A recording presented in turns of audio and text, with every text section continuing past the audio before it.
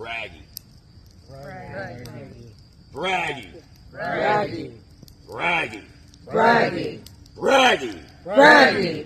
Braggy. Braggy. Braggy. Braggy. Braggy. Braggy. Braggy. Braggy. Braggy. Braggy. In our beginning, there was nothing. Not sand, nor surf, nor surging waves. The gods did sleep, in silence keep. No alfs, nor wights, nor runic staves. Then came men, who called again. With bloat and blood, sacrifice they gave. They woke the gods up from their sleep, to live among the folk again. Hail Valgard! Hail Valgard! Hail Valgard! Hail Valgard! Hail Valgard! Hail Valgard! 3 times did the Grey God come to fix young Valgard's fate. It was then the Norns wove webs to wake the ways of heathen men. As just a babe, he was bitten by fire and blessed with visions of mighty Odin in the flames. Thus begins the song of the old bear. Valgard was raised on a farm by a family who still respected the old ways. He was taught the importance of honoring the land. He was taught the love of family and frith. He learned well to make his words of steel. This young boy would work and grow, learning at Mother Nature's feet, and gifts she did bestow.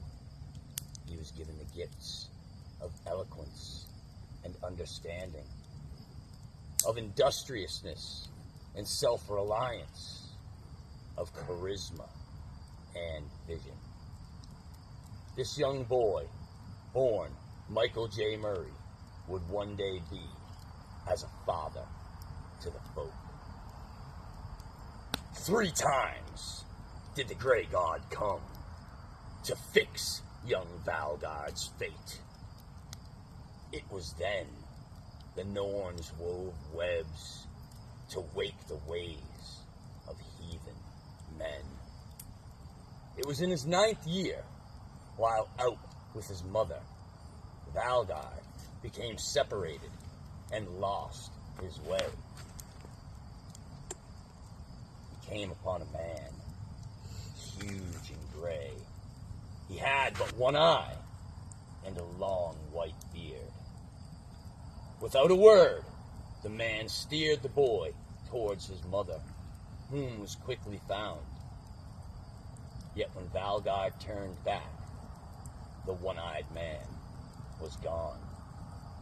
Some weeks later, a friend to Valgard's mother, a soothsayer she was, told young Valgard that he had been visited by Woden, and that this was an auspicious event. 3 times did the Grey God come to fix young Valgard's fate. It was then the Norns wove webs to wake the ways of heathen men. The years from boy to man passed by quickly, and it was as a young man that Valgard received a powerful vision, the Wild Hunt. There was no question about who was visiting our founder this time. Hail Odin! Hail Odin! This was more than just a vision.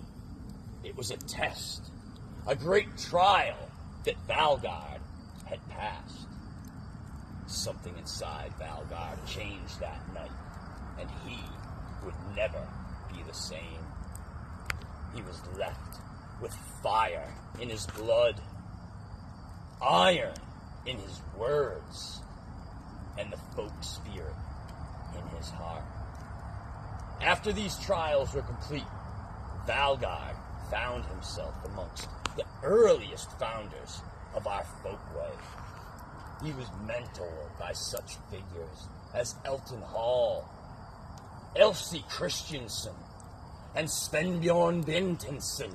Hail the founders! Hail the founders! Now, with a spam around his neck, Valgard stood at the precipice of our awakening. He stood as a giant among giants and as a beacon to other men. Over the years as a warrior for the folk, Valgard fought many battles and achieved many triumphs, but none were so great as the formation of the Alliance. From a Viking study group to the Arizona Kindred, from the Arizona Kindred to the Ossetru Free Assembly, from the Ossetru Free Assembly to the Ossetru Alliance, Valgard was involved in heathen groups all over Midgard. He sat as vice president of Elsie Christensen's Odinist Fellowship.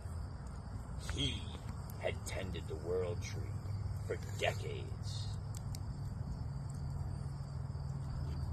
It took study, dedication, and contemplation to lay the foundations of what we now enjoy. Valgard had a heavy hand in the shaping of Ossetru culture in Finland. From rituals to custom and to our values and philosophy, we find a little of Valgard in all we do. For 50 years, the old bear forged a path forward, footsteps in which we all now follow. His deeds to be emulated and admired. Now is the time for the old bear to rest. Now is the time for those that he taught to step forward and continue the work. Today is the day he goes from spiritual leader to folk hero.